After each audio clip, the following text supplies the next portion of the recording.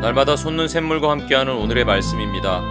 9월 1일 월요일 오늘의 말씀은 창세기 38장 1절부터 11절까지입니다. 제 38장.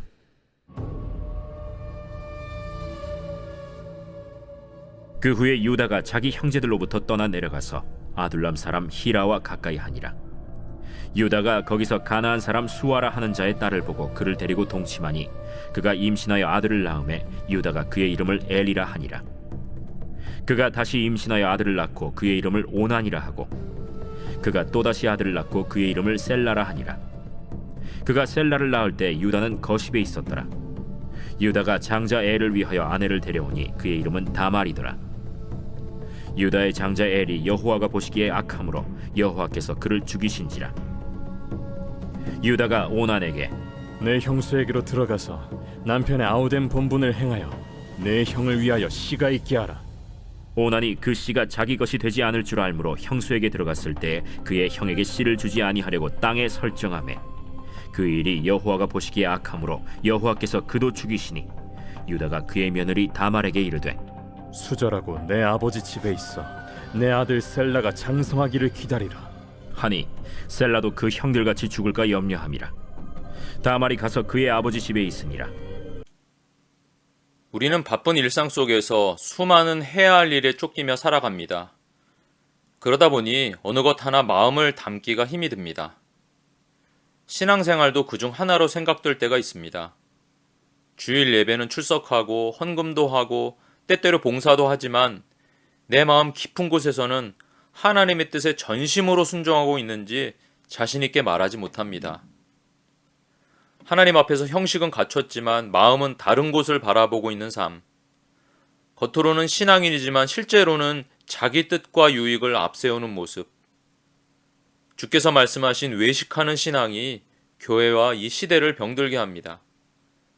이러한 위선의 신앙은 단지 예배나 행위의 문제가 아닙니다. 결국은 하나님과의 관계를 가짜로 만들고 경건의 모양은 있지만 경건의 능력은 상실한 모습으로 변질되어 가는 것입니다. 오늘 우리가 읽은 창세기 38장의 유다와 오난의 이야기는 바로 그런 겉모습 신앙의 허무함과 하나님의 공의로우심을 드러냅니다. 오늘 본문은 창세기 37장에서 시작된 요셉의 이야기 중에 갑자기 들어온 유다의 가족 이야기로 시작됩니다. 유다는 형제들과 떨어져 아둘람 사람 히라와 교제하며 가나안 여인과 결혼합니다. 이것은 단순한 결혼이 아니라 언약의 혈통을 외면하고 이방 문화에 동화되는 타락의 시작입니다. 언약 공동체의 정체성을 버리고 개인의 쾌락과 욕망을 따르는 삶으로 이탈한 사건이죠. 유다는 언약 백성으로서 자녀 교육과 믿음의 계승이라는 책임을 져버립니다. 그의 두 아들 엘과 오난은 그런 환경 속에서 자라나 하나님 앞에 악을 행합니다. 유다의 무책임은 다음 세대에게 악한 영향을 끼쳤고 하나님은 그들을 그대로 두지 않으셨습니다. 어떤 일이 벌어졌나요? 유다의 장자 엘은 여호와께서 보시기에 악함으로 여호와께서 죽이셨다고 기록합니다. 그러자 유다는 죽은 엘의 동생 오난에게 형수 다말을 아내로 취해 후사를 잇게 하라고 합니다. 이는 당대의 계대 결혼법에 따른 자연스러운 요구였으며 장자의 계보를 잇기 위한 의무였습니다. 그러나 오난은 형의 후사는 내 것이 아니라는 이유로 형수에게 들어가서는 땅에다 설정했다고 성경은 기록합니다. 남들이 볼 때는 오난이 율법을 잘 지키는 듯 보였지만 실제로는 자기 유산을 지키고 싶었고 형의 이름이 이어지는 것을 원치 않았습니다. 오난은 마치 순종하는 것처럼 보였지만 실제로는 철저히 자기중심적이고 위선적인 태도를 취했던 것입니다.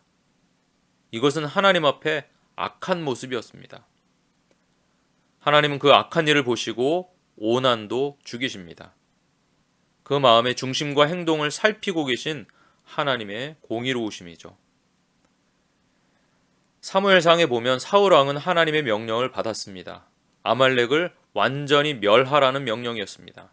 그러나 사울은 아말렉의 왕 아각을 살려두고 가장 좋은 가축들을 남겨두었습니다.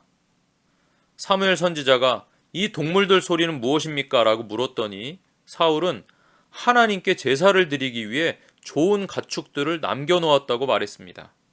그러나 그 속은 자기 뜻과 욕심을 나타낸 행동이었던 것입니다. 그러면서도 마치 하나님께 좋은 것으로 제사하려고 남겨둔 것이라며 위선적인 행동을 한 것입니다. 겉으로는 종교적인 것처럼 보였지만 하나님은 그의 중심을 아셨습니다. 하나님께서 사무엘을 통해 이렇게 말씀하십니다. 여호와께서 번제와 다른 제사를 그의 목소리를 청종하는 것을 좋아하심같이 좋아하시겠나이까? 순종이 제사보다 낫고 듣는 것이 수양의 기름보다 나으니 이는 거역하는 것은 점치는 죄와 같고 완고한 것은 사신 우상에게 절하는 죄와 같음이라. 왕이 여호와의 말씀을 버렸으므로 여호와께서도 왕을 버려 왕이 되지 못하게 하셨나이다. 아멘. 결국 하나님은 사울을 왕에서 패하시고 그의 뒤를 이어 전심으로 순종할 사람 다윗을 선택하십니다. 속으로는 자기를 위하면서 겉으로는 하나님을 높인다고 하는 위선을 하나님께서는 어떻게 보실까요? 오늘 본문의 오난이 그랬던 것입니다. 장자 엘도 죽고 뒤이어 차자 오난도 여호와께 악함으로 죽었습니다. 이제 유다에게는 셋째 아들 셀라가 남았습니다. 계대 결혼법에 의하면 셀라를 다말에게 주어야 합니다. 유다도 그러겠다고 말하지만 실상은 그렇지 않았습니다. 셀라도 죽을까 두려워 다말을 속이고 방치합니다. 결국 다말은 당시 여성으로서 아무 보호도 없이 홀로 남겨진 채 외면당합니다. 그러나 여기서 놀라운 복음이 드러납니다. 하나님은 유다의 무책임, 오난의 위선, 그리고 사람들의 외면 가운데서도 자신의 언약을 결코 포기하지 않으십니다. 이 사건의 결말을 통해 알게 되는 것은 이 다말을 통해 메시아의 계보가 이어진다는 것입니다. 사실 오늘 본문은 창세기 37장에서 시작된 요셉의 이야기 중에 갑자기 끼어든 사건으로 구조적으로만 보면 오늘 본문 때문에 요셉의 이야기가 중단된 것처럼 보이기까지 합니다. 그런데 이것은 하나님의 언약의 계보와 메시아의 계보가 요셉이 아닌 유다를 통해 이어진다는 사실을 보여주는 것입니다. 창세기 37장에서 유다는 요셉을 팔아버리자고 제안했던 사람입니다. 하지만 나중에 창세기 44장에서는 베냐민을 대신해 자신이 종이 되겠다고 자원하며 완전히 변화된 모습을 보입니다. 창세기 38장의 사건은 유다가 어떻게 변화되었는지를 설명하는 배경이 됩니다. 그 변화는 오늘 본문의 다말 사건을 통해 자기 죄를 깨달음으로 시작되는 것입니다. 따라서 창세기 38장은 유다의 인격적, 영적 변화의 출발점이라고 볼 수 있습니다.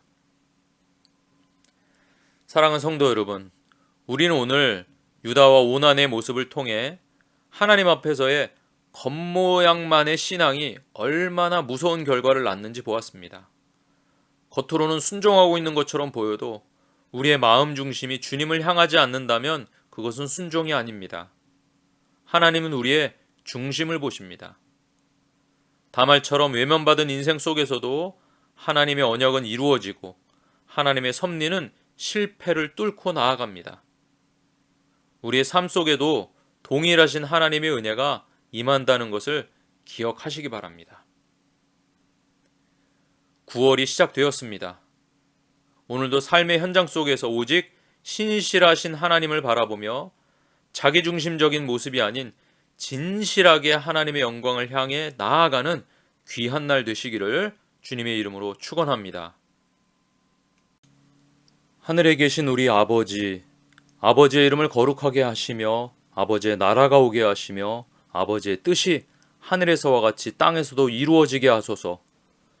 오늘 우리에게 일용할 양식을 주시고 우리가 우리에게 잘못한 사람을 용서하여 준 것 같이 우리 죄를 용서하여 주시고 우리를 시험에 빠지지 않게 하시고 악에서 구하소서. 나라와 권능과 영광이 영원히 아버지의 것입니다. 아멘.